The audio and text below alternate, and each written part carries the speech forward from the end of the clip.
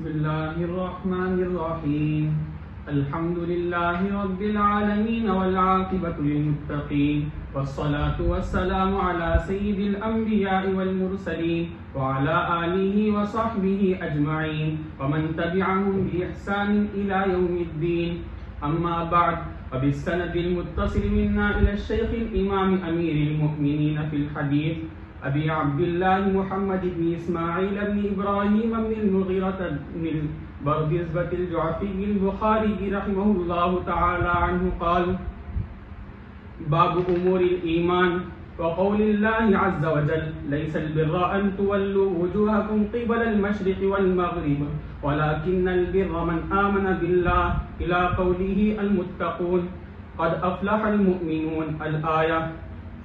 وبه قال حدثنا عبد الله بن محمد الجعفي قال حدثنا أبو عامر القعدي قال حدثنا سليمان بن بلال عن عبد الله بن دينار عن أبي صالح عن أبي هريرة رضي الله عنه عن النبي صلى الله عليه وسلم قال: الإيمان بضع وستون شعبة والحياء شعبة من الإيمان. بسم الله الرحمن الرحيم. الحمد لله رب العالمين والصلاة والسلام على سيد الأنبياء وأشرف المرسلين وعلى آله وصحبه أجمعين. أما بعد. باب أمور الإيمان. وقول الله عز وجل: ليس البر أن تولوا وجوهكم قبل المشرق والمغرب ولكن البر من آمن بالله إلى قوله المتقون قد افلح المؤمنون الآیہ. امام بخاری رحمۃ اللہ علیہ نے کتاب الایمان کا یہ دوسرا باب قائم کیا ہے. باب امور الایمان. یہ دوسرا باب اس وقت ہوگا جبکہ آپ اوپر دعاؤکم ایمانکم کے اوپر مستقل باب نہ مانیں، اور یہی صحیح بھی ہے جیسے کہ کل عرض کیا گیا. اور اگر وہاں باب مانتے ہیں تو پھر یہ تیسرا باب ہو جائے گا. تو باب امور الایمان، امور ایمان کا بیان. بعض نسخوں میں امور کی جگہ امر کا لفظ بھی آیا ہے، باب امر الایمان.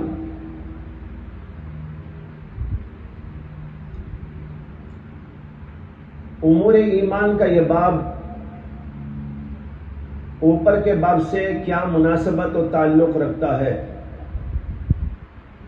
اس کے سلسلے میں حضرت مولانا رشید احمد گنگوہی رحمۃ اللہ علیہ کا یہ قول ہے کہ دراصل ایک شبہ کے دفعی کے لیے امام بخاری نے باب باندھا ہے. شبہ یہ ہے کہ اوپر انہوں نے جو حدیث پیش کی تھی اس میں ہے بنی الاسلام علی خمس، اور پھر وہ 5 باتیں اس کے اندر بیان کی گئی. اب شبہ پیدا ہوا کہ امام بخاری تو یہ کہنا چاہتے ہیں کہ ایمان مرکب ہے کئی اجزاء سے، تو کیا وہ صرف 5 ہی اجزاء ہیں دین میں؟ اس کا جواب دینے کے لیے امام بخاری نے اگلا باب قائم کر دیا، باب امور الایمان. تمہارے سوال کا جواب سنو، بہت سارے امور ہیں. یہ صرف 5 ہی باتیں نہیں ہیں. 5 باتیں تو بنیادی باتیں ہیں، یہ تو پایا ہے، لیکن اس کے علاوہ بھی بہت سارے اجزاء ہیں دین کے، بہت سارے امور ہیں دین کے. لہذا اوپر سے پیدا ہونے والے اس شبہ کا جواب اس کے اندر آپ کو مل جائے گا، باب امور الایمان. بعض حضرات یہ کہتے ہیں کہ اوپر جو باب آیا تھا وہ ایک اجمالی باب تھا جس کے اندر امور ایمان کا ہی ذکر ہے لیکن اجمالاً ہے. یہاں پر امام بخاری اسی اجمال کی تھوڑی سی تفصیل بیان کرنے کے لیے باب قائم کر رہے ہیں، باب امور الایمان. یعنی اجزائے ایمان کا بیان. اوپر بھی اجزاء کا ذکر تھا لیکن وہاں تو گول مول سی بات تھی, مبہم بات تھی. الایمان هو قول و عمل وهو یزید و ینقص. لیکن وہ اجزاء کیا ہیں, وہ اعمال کیا ہیں, کن کن چیزوں سے ایمان بنا ہے, وہ وہاں پر موجود نہیں تھا, اس کا ذکر نہیں تھا. اب یہاں پر اس کا ذکر کر رہے ہیں. باب امور ایمان, کہ امور ایمان سنو کیا کیا ہوتے ہیں. یہ ہے امام بخاری کا مقصد. تو دو باتیں ہوئی, ایک صورت میں یہ شبہ کا جواب ہے اور دوسری صورت میں ابہام کی تفصیل ہے. دوسرا سوال یہاں پر یہ ہے کہ امام بخاری رحمت اللہ علیہ نے امور ایمان سے کیا مراد لیا ہے.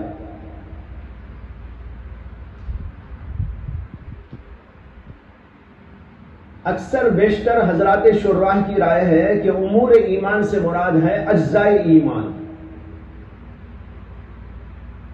اور وہ اجزاء مختلف قسم کے ہیں. کچھ کا تعلق دل سے ہے, کچھ کا تعلق جوارح سے ہے, کچھ کا تعلق زبان سے ہے. ان سارے امور کا یہاں پر ذکر ہوگا. ان سارے اجزاء کا ذکر کرنے کے لیے یا اشارہ دینے کے لیے باب قائم کیا, باب امور الایمان. امور ایمان کا جو لفظ ہے اس کی تشریح میں حضرات شراح کے کئی اقوال ہیں. بعض لوگ کہتے ہیں کہ اس جملے کا مطلب ہے باب الامور التی ہی الایمان, یعنی ان امور کا بیان جو کہ وہ خود ایمانی ہے. تو اس صورت کے اندر وہ امور یعنی وہ اجزاء ایمان کے اجزاء یعنی وہی ایمان ہے. اس صورت کے اندر امام بخاری کا جو مقصد ہے وہ واضح ہوگا. وہ یہ کہنا چاہتے ہیں کہ ایمان تو انہی اجزاء کا نام ہے, ایمان تو انہی اعمال کا نام ہے, انہی چیزوں کا نام ہے. بعض لوگوں نے کہا کہ اس کا مطلب ہے باب الامور التی فی الایمان, یہ ان امور کا بیان ہے جو ایمان میں داخل ہے. یہ بھی تقریباً اوپر والے قول ہی کے موافق ہوگا معنی کے اعتبار سے. اور بعض لوگوں نے کہا کہ یہاں پر یہ جو اضافت ہے یہ اضافت لامیہ ہے. باب الامور التی للایمان, یہ ان امور کا بیان ہے جو ایمان کے لیے ہیں. اب وہ ایمان کے لیے میں ان چیزوں کا بیان بھی ہو سکتا ہے جو ایمان کا تقاضا ہے, ایمان کے متعلقات ہیں. جیسے کہ تفصیل اوپر آپ سنتے چلے آئے ہیں, وہ سب یہاں اس کے اجزاء میں بن جائے گا. بہرحال یہ مطلب ہے امام بخاری رحمت اللہ علیہ کا. اس کے لیے انہوں نے باب قائم کیا اور اس باب کے اندر دو آیات کی طرف اشارہ دیا. پہلی آیت ہے سورۃ البقرہ کی اور دوسری آیت سورۃ المؤمنون. پہلی آیت میں امام بخاری رحمت اللہ علیہ نے فرمایا وقول اللہ عز وجل, اور یہ باب ہے امور ایمان کا اور اللہ کے اس قول کا. اس قول میں اللہ کے کئی چیزوں کا ذکر موجود ہے. اللہ تعالیٰ نے کہا لیس البر ان تولوا وجوہکم قبل المشرق والمغرب.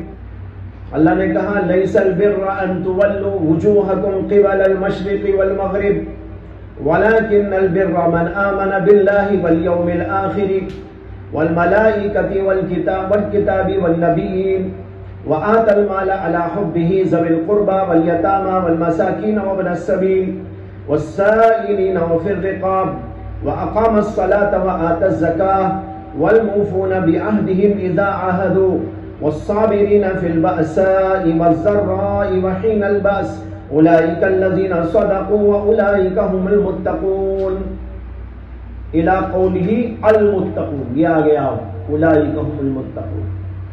یہ پوری آیت یہاں پر پیش کی ہے امام بخاری رحمۃ اللہ علیہ نے۔ اس آیت میں کیا ہے؟ امور ایمان کا اللہ نے ذکر کیا ہے، تفصیلی ذکر موجود ہے، اور اس آیت کا پس منظر یہ ہے کہ جب اللہ تعالی کی جانب سے قبلہ مقرر ہوا، پہلے تو مقرر ہوا تھا بیت المقدس،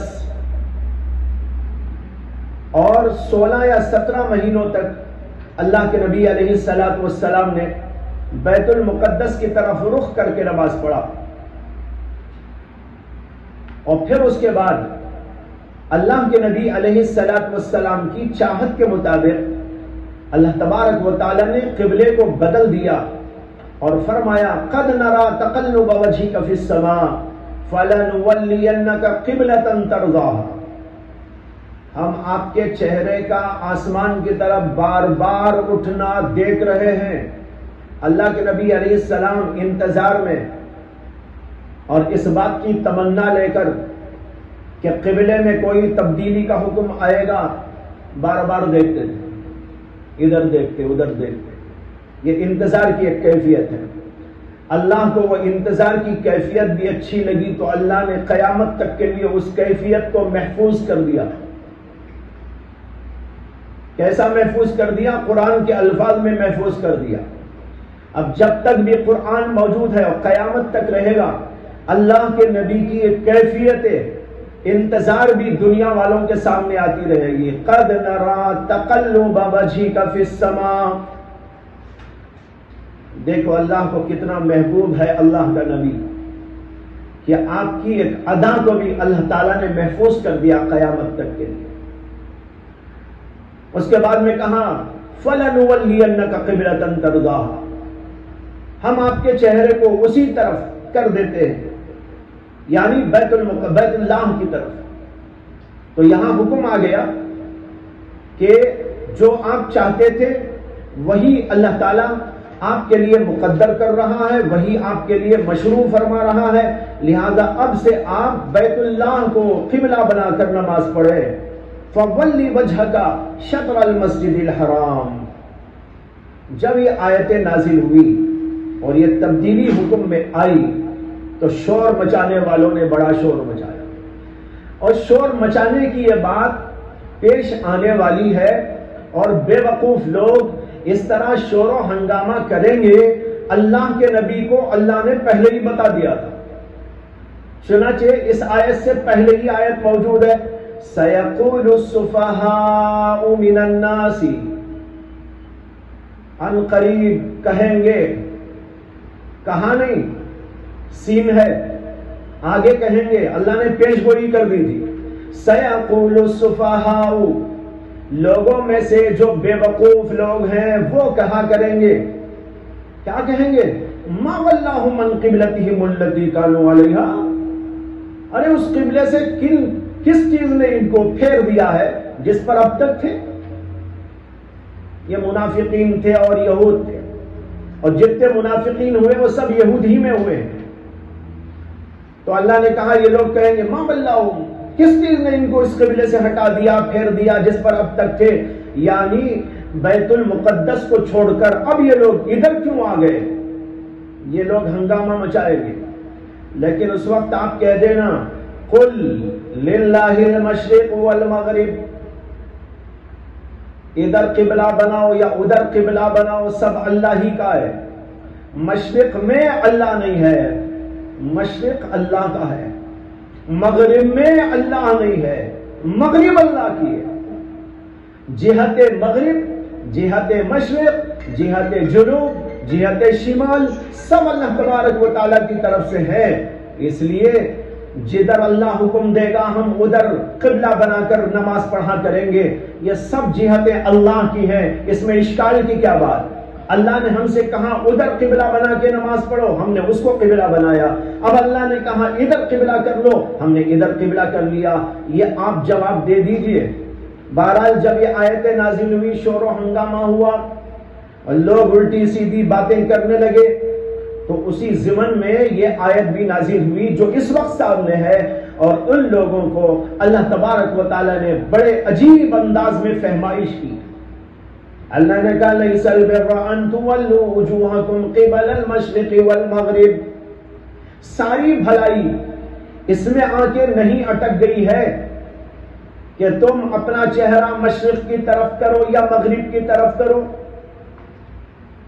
ادھر کریں چہنا یا ادھر کریں چہنا، اسی کی بحث میں غلو کر رہے ہیں اور کسی کو صحیح کسی کو غلط بتا رہے ہیں، جبکہ وہ بھی اللہ ہی کا حکم اور یہ بھی اللہ ہی کا حکم، اور حکم دونوں اللہ کے ہونے کے باوجود کچھ لوگ شور و ہنگامہ کر رہے ہیں اور یہ سمجھ رہے ہیں کہ بس بھائی بھلائی کی بات تو اسی میں ہے کہ ادھر چہنا کرو یا ادھر چہنا کرو۔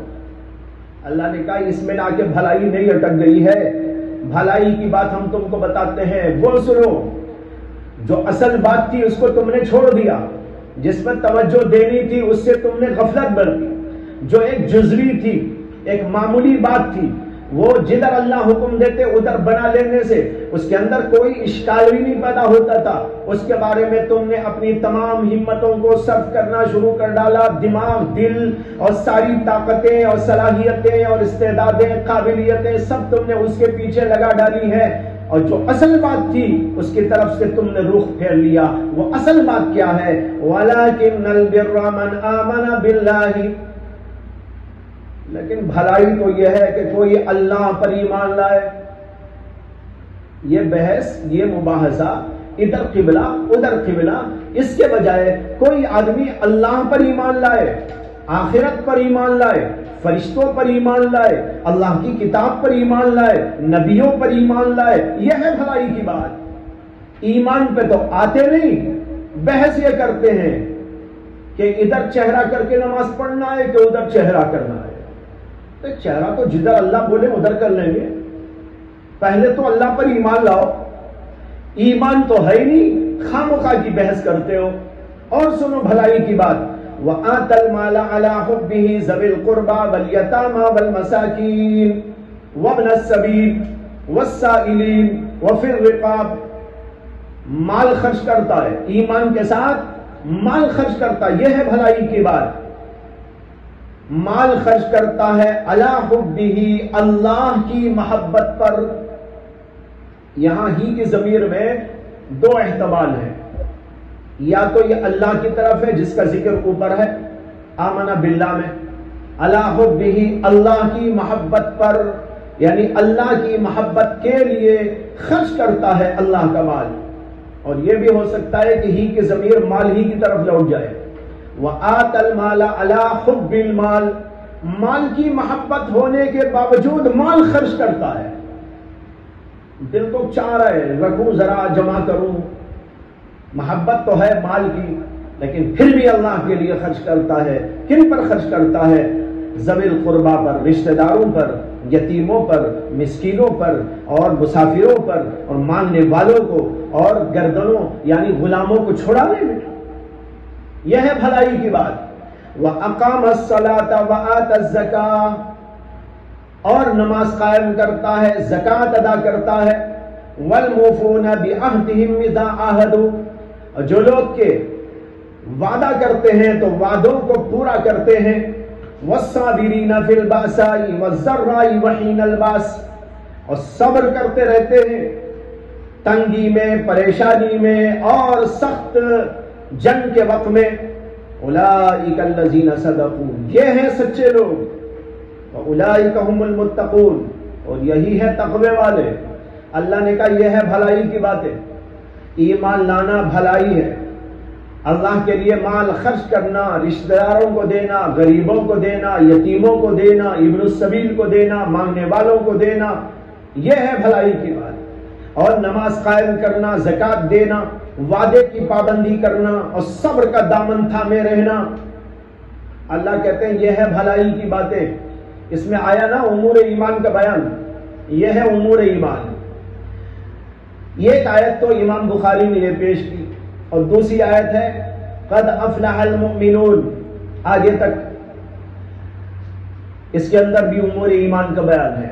قد افلح المؤمنون، کامیاب ہو گئے مومن لوگ، الذین هم فی صلاتهم خاشعون، جو کہ اپنی نمازوں کے اندر خشوع کا اہتمام کرتے ہیں، والذین هم عن اللغو معرضون، اور جو لوگ کے لغو اور فضول اور بے تکی باتوں سے اعراض کرتے ہیں، والذین هم للزکاۃ فاعلون، جو کہ زکوٰۃ کا کام کرتے ہیں۔ زکوٰۃ کا کام کرنے کا کیا مطلب؟ بعض لوگوں نے زکوٰۃ کے کام سے مراد وہی مراد لیا ہے زکوٰۃ دینا، لیکن اکثر حضرات یہ کہتے ہیں زکوٰۃ دینے کے لیے تو ایتائے زکوٰۃ کا لفظ قرآن میں استعمال ہوتا ہے، لیکن یہاں پر ہے للزکاۃ فاعلون، زکوٰۃ کا کام کرتے ہیں۔ اس لیے یہ حضرات کہتے ہیں کہ یہاں زکوٰۃ سے مراد ہے پاکی صفائی، ظاہری پاکی صفائی اور باطنی پاکی صفائی، اس لیے کہ زکوٰۃ کے معنی ہی پاکی صفائی کے آتے ہیں۔ وَيُزَكِّيهِمْ، نبی کا کام اللہ نے بتایا، کیا بتایا؟ تلاوت قرآن، تعلیم قرآن، تعلیم حکمت و تزکیہ، وَيُزَكِّيهِمْ، وہی تزکیے سے یہ آیا ہے۔ تو کہتے ہیں للزکاۃ فاعلون، زکوٰۃ کا کام کرتے ہیں، یعنی پاکی و صفائی کا اہتمام کرتے ہیں۔ اس کے اندر ظاہری پاکی بھی آ گئی، باطنی پاکی بھی آ گئی، نفس کی پاکی آ گئی، دل کی پاکی آ گئی، اور کفر و شرک سے پاکی آ گئی، معصیتوں سے پاکی و صفائی آ گئی۔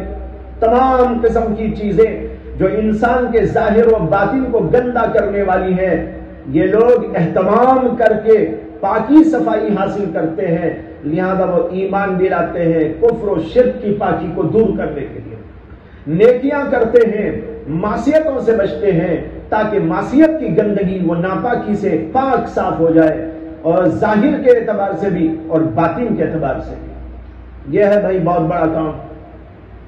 آگے ہے والذین هم لفروجهم حافظون، جو کہ اپنی شرمگاہوں کی حفاظت کرتے ہیں، الا علی ازواجہم، ہاں اپنی بیویوں سے ملتے ہیں، او ما ملکت ایمانہم، یا ان کے ماتحت جو باندیاں ہو ان کے پاس ہو جاتے ہیں، اسے کہ وہ ان کے لیے جائز ہے، لیکن دیگر اور مواقع سے جو گندے مواقع ہیں، غلط ہیں، اس سے بچتے ہیں۔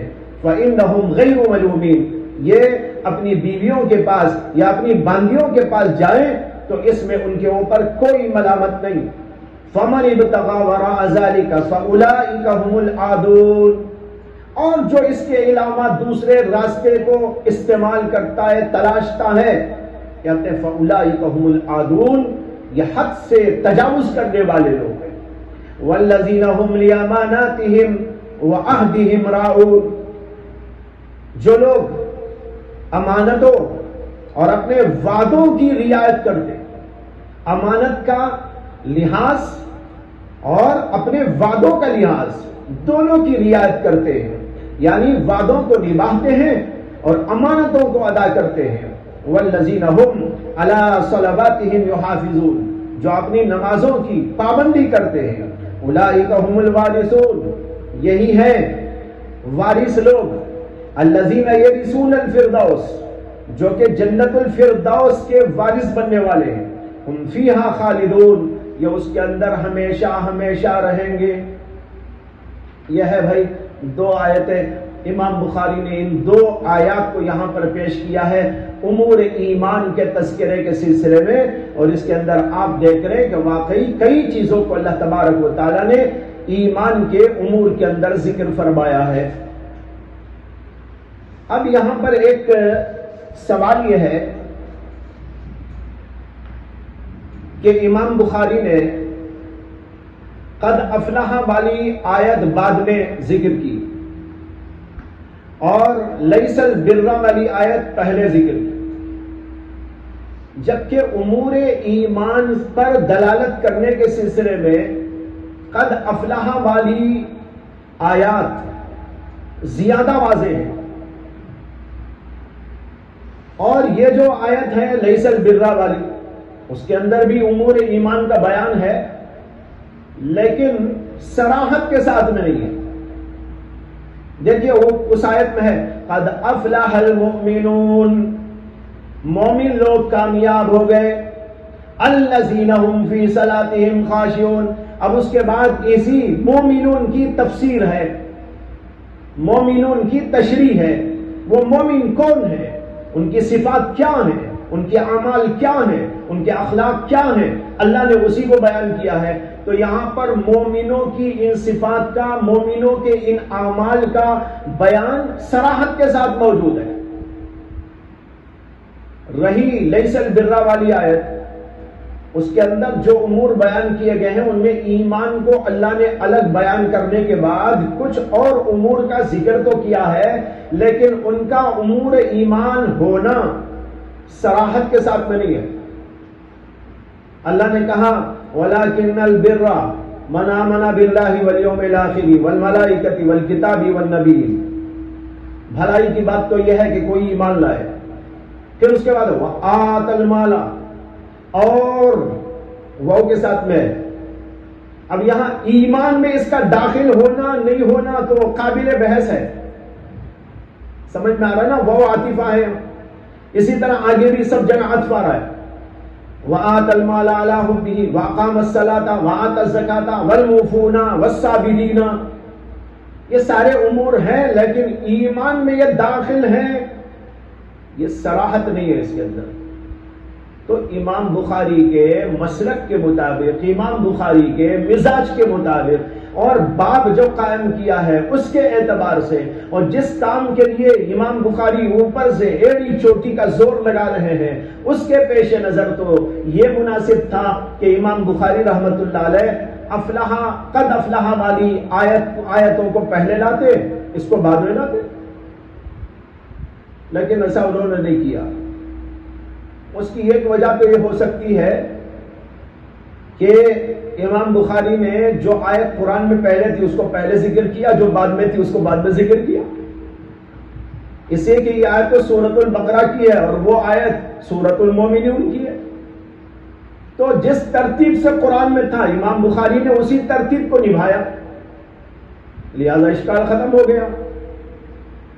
اور ایک بات امام بخاری کے مزاج کے اعتبار سے یہ بھی ہے کہ امام بخاری کے بارے میں پہلے بھی میں نے کہا اور کئی شراح نے یہ بات لکھی ہے کہ ان کا مزاج یہ ہے کہ صراحت کی جگہ وہ جو ہے ہدایوں اشاروں کو زیادہ پسند کرتے ہیں۔ مزاج ہوتا ہے الگ الگ۔ اب پہلی آیت کے اندر جو کچھ ثابت کرنا تھا اس میں ذرا اجتہاد لگانا پڑتا ہے، اور جو دوسری آیت ہے بالکل صراحت ہے اس میں۔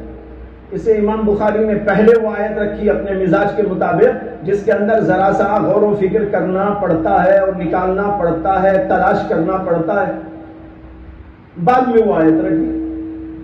ایک جواب یہ بھی ہو سکتا ہے۔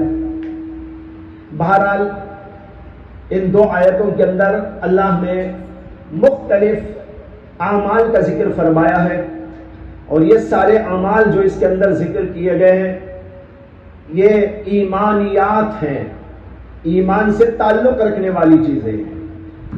ان کو اللہ کے نبی علیہ الصلوۃ والسلام نے ایک حدیث کے اندر ذکر کیا ہے جس کو آگے امام بخاری نے ذکر کیا ہے اجمالاً۔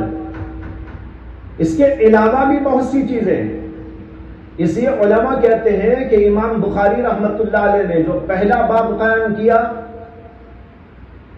وہ اجمالی تھا، یہ جو دوسرا باب قائم کیا یہ باب اس شبے کے دور کرنے کے لیے یا یہ کہ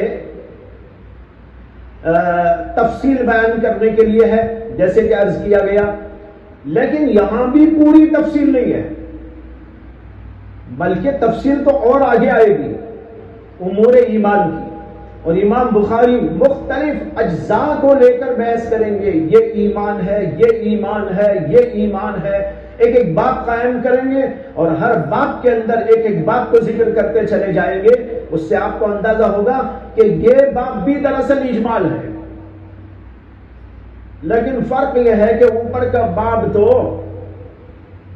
زیادہ اجمال رکھتا تھا، یہ باب ذرا سا کھول کر بیان کیا گیا، اور پھر اسی تفصیل کی مزید تفصیل کے لیے اگلے باب امام بخاری رحمت اللہ علیہ نے قائم کر دیا۔ اب اس کے بعد حدیث پاک کو دیکھیے،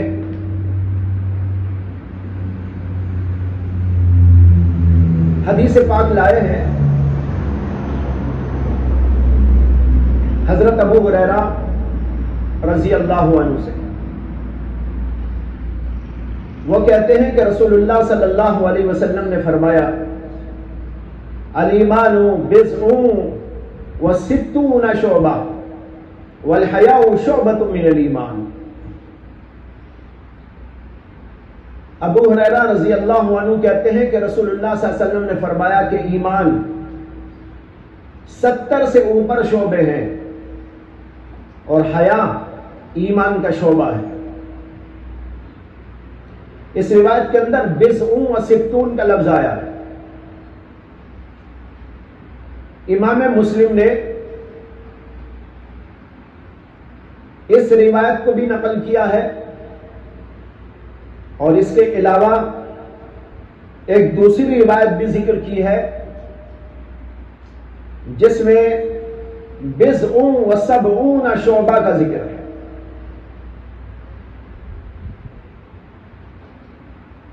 اور ایک روایت کے اندر شک کے ساتھ آیا بضع و ستون او سبعون، شک کے ساتھ۔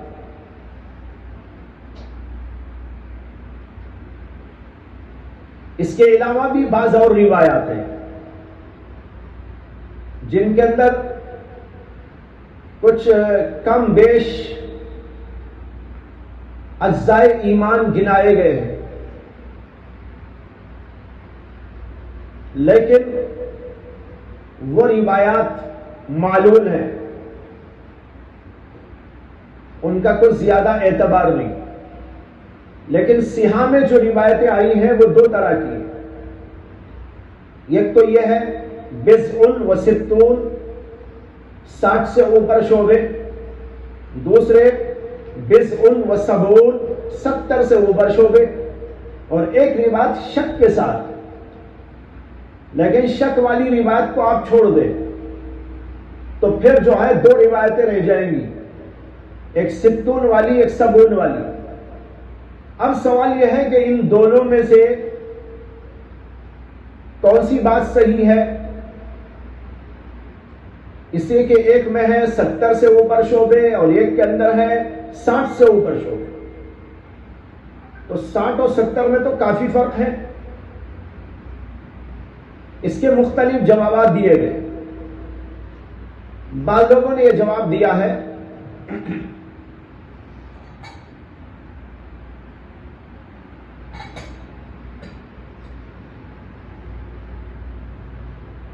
کہ دراصل رسول اکرم صلی اللہ علیہ وسلم نے دو باتیں الگ الگ موقعوں پر بیان فرمائی ہوں گی۔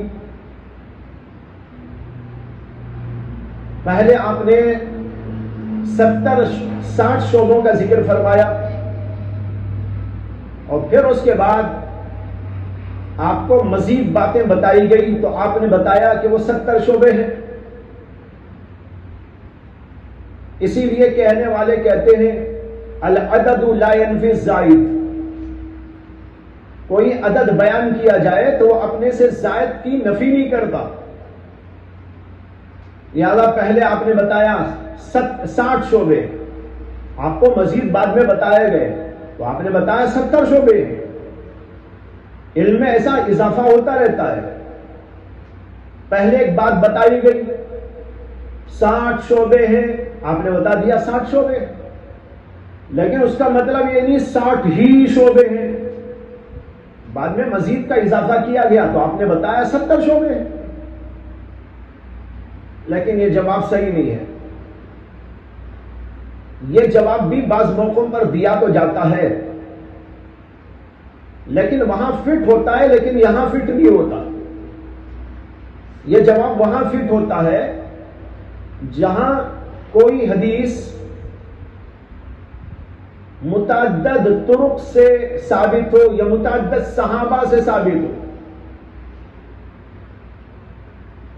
ایک صحابی نے ایک بات کہی اور ایک صحابی نے ایک بات کہی, یا الگ الگ موقعوں کی بات کہی گئی ہو, تب تو یہ کہا جا سکتا ہے کہ بھئی اللہ کے نبی علیہ الصلوۃ والسلام نے ایک بات پہلے فرمائی تھی, پھر اس کے بعد دوسری بات فرمائی. تو ایسی جگہوں پر جو بات کہی جاتی ہے تو وہاں پر حدیث خود متعدد ہوتی ہے, وہاں یہ بات صحیح ہے. لیکن یہاں صورتحال یہ ہے کہ حدیث ایک ہی ہے, ابو ہریرہ ہی کی حدیث ہے, وہ ایک ہی دفعہ سنی ہوئی حدیث ہے. تو جب اللہ کے نبی نے ایک ہی دفعہ یہ ارشاد فرمایا ہے جس کو ابو ہریرہ آپ کے سامنے ذکر کر رہے, تو پھر یہ بات کیسے صحیح ہو سکتی ہے؟ کبھی آپ نے یوں کہا ہوگا, کبھی یوں کہا ہوگا. یہ جواب وہاں فٹ ہوتا ہے جہاں دو حدیثیں ہمارے دو دفعہ کی حدیثیں سامنے آئی, لیکن یہاں صورتحال ایسی نہیں ہے, حدیث ایک ہی ہے. جب مخرج ایک ہی ہو, مصدر ایک ہی ہو, اور پھر وہاں پر یہ بات کہی جائے تو بات درست نہیں ہوتی. بات سمجھ میں آ رہی نہیں آ رہی ہے؟ اس لیے اس جواب کو پسند نہیں کیا گیا. دوسرے حضرات نے اس کا جواب یہ دیا ہے کہ ترجیح کے اصول کے مطابق. پھر ترجیح میں کسی نے بضع و ستون والی روایت کو ترجیح دی ہے, اس لیے کہ اس کو امام بخاری نے ذکر کیا ہے, جبکہ سبون والی حدیث کو امام بخاری نے نہیں لیا ہے, اور سبون والی حدیث مسلم کے اندر ہے. تو یہ حضرات کہتے ہیں ستون والی حدیث پر بخاری مسلم دونوں کا اتفاق ہے, جبکہ سبون والی حدیث پر دونوں کا اتفاق نہیں ہے. امام مسلم نے تو اس کو لیا لیکن امام بخاری نے نہیں لیا.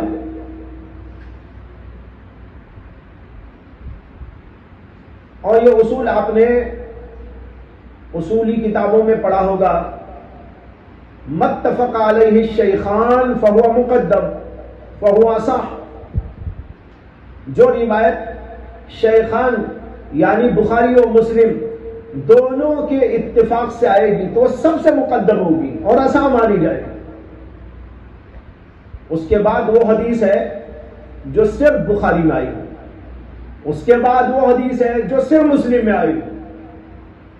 اس اصول کے مطابق ستون والی حدیث پر تو دونوں کا اتفاق ہے, لیکن سبون پر امام بخاری کا اتفاق نہیں ہے, لہذا یہاں پر مقدم ستون والی حدیث ہوگی.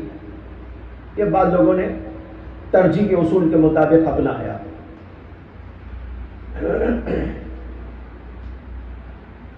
کچھ اور حضرات نے یہ جواب دیا ہے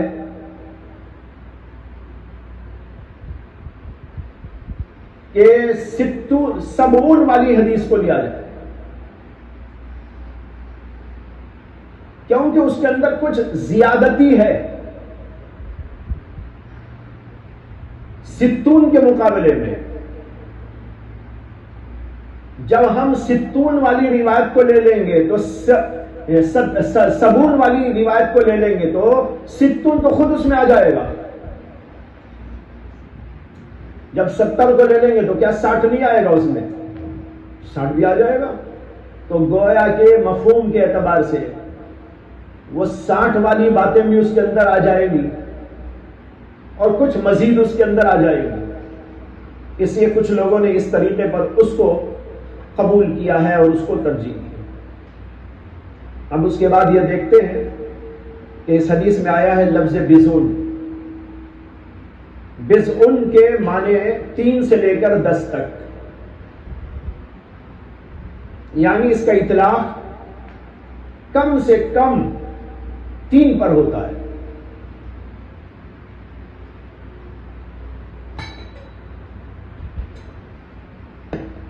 اور زیادہ سے زیادہ 10 پر.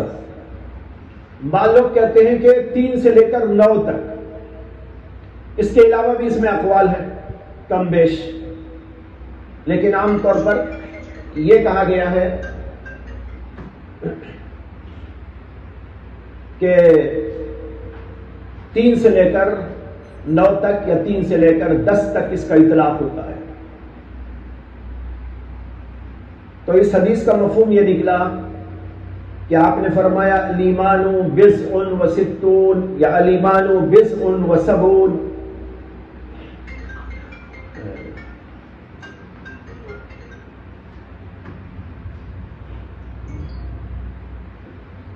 کہ ایمان 70 سے اوپر شعبے ہیں، اب وہ 73 سے لے کر 80 کے لگ بھگ ہو سکتے ہیں۔ بضع کا اطلاق تو 3 سے لے کر 9 تک یا 3 سے لے کر 10 تک ہوتا ہے نا، تو یہ سب اس کے اندر داخل ہو جائے گے۔ تو بہرحال اس سے معلوم ہوا 70 سے اوپر یا 60 سے اوپر شعبے ہیں۔ اس سے امام بخاری رحمۃ اللہ علیہ نے استدلال کیا ہے یہ سارے اعمال ایمان میں داخل ہیں، اس لیے کہ امام بخاری کا یہ دعویٰ ہے اور تمام محدثین کا بھی یہ کہنا ہے کہ تمام اعمال ایمان کے اندر داخل ہیں۔ استدلال کا طریق یہ ہے کہ اللہ کے نبی علیہ الصلوۃ والسلام نے ایمان کا اطلاق ان تمام چیزوں پر کیا، اگر وہ سب ایمان میں داخل نہ ہوتے تو ان کو ایمان کہنا کیسے درست ہوتا؟ آپ کہہ رہے ہیں کہ 70 سے اوپر شعبے، 60 سے اوپر شعبے ہیں، وہ سب اعمال ہیں، وہ سارے اعمال پر اللہ کے نبی علیہ السلام ایمان کا اطلاق کر رہے ہیں، تو معلوم ہوا نماز ایمان ہے، ذکر ایمان ہے، اور جو ہے خدمت ایمان ہے، سلام کرنا ایمان ہے، کسی کے ساتھ اچھا سلوک کرنا ایمان ہے، کسی کو تکلیف نہ دینا ایمان ہے، زکوٰۃ دینا ایمان ہے، حج کرنا ایمان ہے، عمرہ کرنا ایمان ہے، تلاوت کرنا ایمان ہے۔ یہ سب کے سب جو ایمان کے شعبے یہاں ذکر کیے گئے ہیں، اور احادیث میں اگر الگ الگ بھی کچھ چیزوں کا ذکر آئے گا، وہ ساری کی ساری چیزیں ایمان ہیں۔ یہ ہے امام بخاری کا مقصد۔ لیکن اس سے آپ کو یہ نہیں سمجھنا چاہیے کہ یہ بات امام ابو حنیفہ کے خلاف ہے یا متکلمین حضرات کے خلاف ہے، وہ بھی مانتے ہیں۔ فرق یہ ہے تشریح کا فرق کہ امام بخاری وغیرہ حضرات یوں کہہ کر خاموش ہو جاتے ہیں کہ یہ سارے اعمال ایمان ہیں یا ایمان میں داخل ہیں، لیکن متکلمین اور امام ابو حنیفہ یہ تشریح بھی ساتھ ساتھ کر دیتے ہیں کہ بھائی اجزاء 2 قسم کے ہیں، ایک اجزاء تقویمیہ ہیں، ایک اجزاء تکمیلیہ ہیں۔ یہ سب ایمان ہیں، لیکن ایمان کے اندر 2 قسم کے اجزاء ہیں، اور یہ تشریح وہ تشریح ہے جو امام بخاری کو بھی منظور ہے، تمام محدثین کو بھی منظور ہے۔ تو امام ابو حنیفہ کا احسان ہوا کہ انہوں نے تشریح کر کے بتا دی کہ آپ نے جو اجمالاً بیان کیا تھا ہم نے اس کو ذرا کھول کے بیان کر دیا تاکہ کوئی غلط فہمی نہ رہے،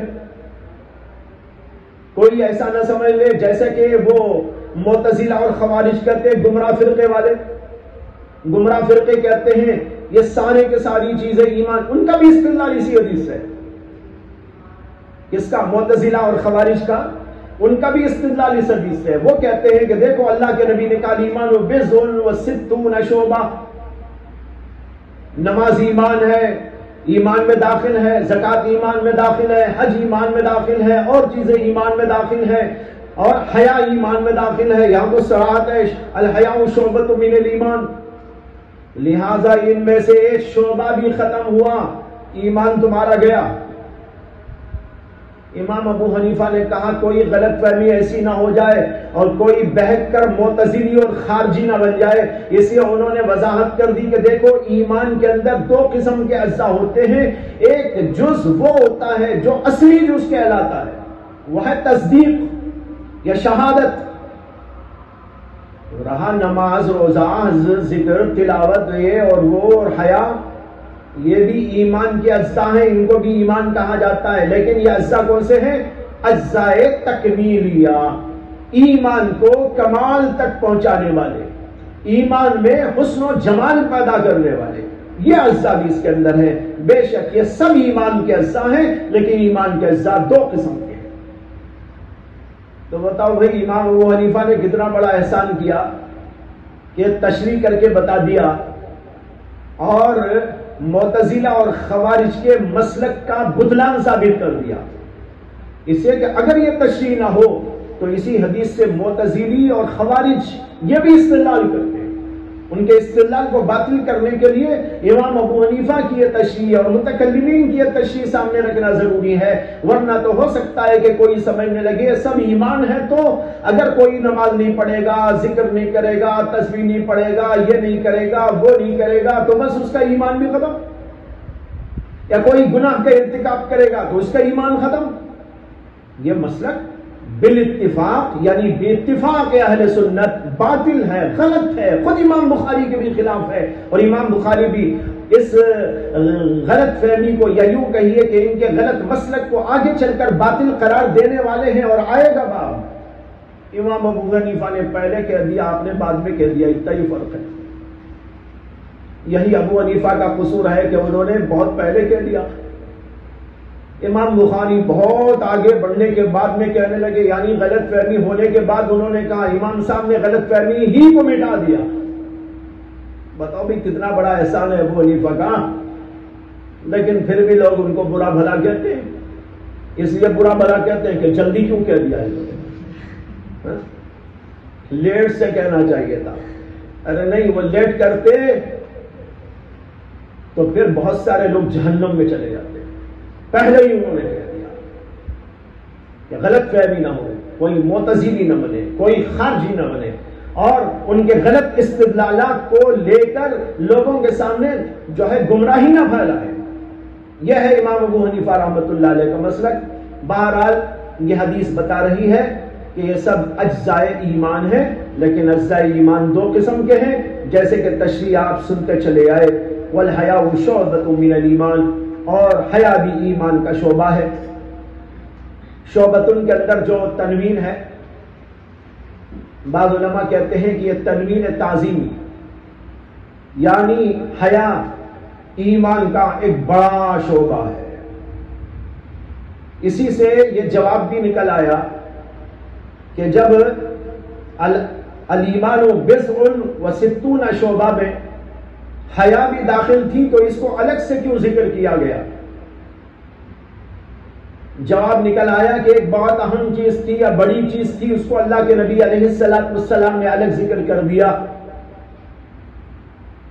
اس کو کہتے ہیں تخصیص بعد التعمیم۔ ان شعبوں میں حیا خود داخل ہے، لیکن کچھ اس کی اہمیت تھی، اس لیے اللہ کے نبی نے اس کو الگ سے بیان کر دیا، اور واقعی یہ بہت اہم چیز ہے، اس لیے کہ وہ چیز ہے کہ جب آدمی کے اندر ہوتی ہے تو تمام دیگر شعبوں کو بھی ٹھیک چلانے میں مددگار بنتی ہے۔ مثال کے طور پر جو بے حیا ہوتا ہے کتنے گناہ کرتا ہے، جو حیادار ہوتا ہے کم از کم حیا کی وجہ سے گناہ نہیں کرتا، اسے کہ اس کے اندر حیا ہے، ارے بھی یہ کروں گا، اسے اللہ سے بھی شرم آئے گی، اللہ سے نہیں تو کم از کم مخلوق سے شرم آئے گی۔ اسی لیے علماء کہتے ہیں کہ حیا کی بھی دو قسمیں ہیں، ایک حیا من اللہ، ایک حیا من الناس۔ ایک اللہ سے حیا، یہی اصل ہے، اللہ سے حیا کرے۔ بعض بزرگوں کے بارے میں آتا ہے کہ اللہ سے حیا کی وجہ سے انہوں نے کبھی آسمان کی طرف نہیں دیکھا۔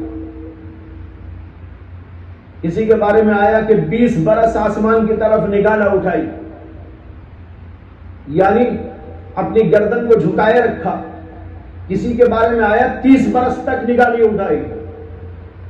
بعض بزرگوں کے بارے میں آیا ہے کہ انہوں نے کبھی ننگا ہو کر غسل نہیں کیا۔ اگرچہ ننگا ہو کر غسل کرنا ناجائز نہیں ہے، جائز ہے، بلکہ امام بخاری نے تو اس کے اوپر باب ہی باندھا ہے کہ عریاں ہو کر غسل کرنا جائز ہے، لیکن حیا تھی ان کے اندر، ایک ہوتی ہے حیا لوگوں سے،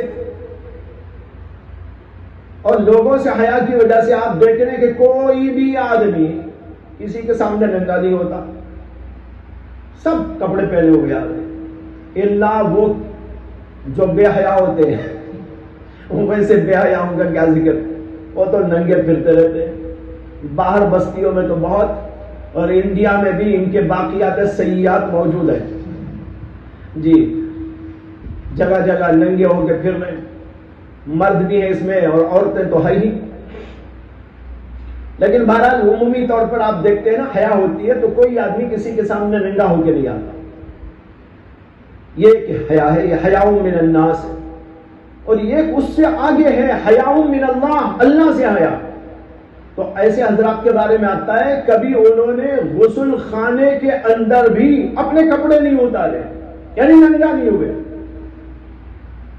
یہ کیا ہے؟ یہ حیا۔ اب جس آدمی کے اندر ایسی حیا ہو، کیا وہ گناہ کر سکتا ہے؟ کیا وہ کوئی غلط کام کر سکتا ہے؟ یا یہ کہ نماز چھوڑ سکتا ہے؟ کوئی اور نیکیوں سے غفلت برت سکتا ہے؟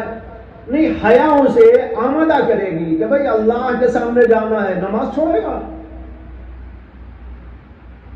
جیسے استاد نے ایک ڈیوٹی آپ کو لگائی، یہ کام کرنا ہے، آپ نے نہیں کیا اور استاد کو معلوم، تو آپ کو شرم آئے گی نا، شرم ہے تو، شرم نہیں تو نہیں آئے گی، شرم ہے تو آئے گی، ارے استاد کے سامنے کیا منہ لے کے جاؤں گا، کیا منہ دکھاؤں گا؟ وہ اگر مجھ سے پوچھے کہ میں نے تجھے ایک کام کرنے کے لیے دیا تھا، کیوں نہیں کیا، میں کیا منہ دکھاؤں گا؟ جب یہ شرم ہوگی نا، آدمی وہ کام کو انجام دے کے جائے۔ اسی طریقے پر جب ایک بندے کو معلوم ہے کہ اللہ نے میرے اوپر نماز فرض کی ہے، اور نماز نہ پڑھنے سے اللہ ناراض ہوتے ہیں، نماز پڑھنے سے خوش ہوتے ہیں، جسے یہ معلوم، جسے یہ ایمان، وہ آدمی نماز چھوڑ کے کیسے بیٹھا رہے گا؟ وہ کہے گا اللہ کو کیا منہ دکھاؤں گا، نہیں نماز مجھے پڑھنی۔ تو اس طرح میں سمجھانا چاہ رہا ہوں کہ حیا وہ ایک ایمان کا شعبہ ہے جو نیکیوں پر ابھارتا ہے، گناہوں سے بچاتا ہے، نیکیوں کے کرنے پر بھی آمادہ کرتا ہے، اور اسی کے ساتھ ساتھ برائی کرنے سے روکتا ہے۔ اللہ کو کیا منہ دکھائے گا، مخلوق کے سامنے کیسا جائے گا، یہ برائی کو کیسے کر سکتا ہے، اس طریقے پر اسے اندر سے جھجوڑتا رہتا ہے یہ شعبہ۔ اس لیے اللہ کے نبی علیہ السلام نے فرمایا وَالْحَيَاءُ شُعْبَةٌ مِنَ الْإِيمَانِ، یعنی الگ سے ذکر کر کے اس کی اہمیت کی طرف اشارہ دے دیا ہے۔ یہ ہے امور ایمان کا باب۔ وآخر دعوانا ان الحمد للہ رب العالمین۔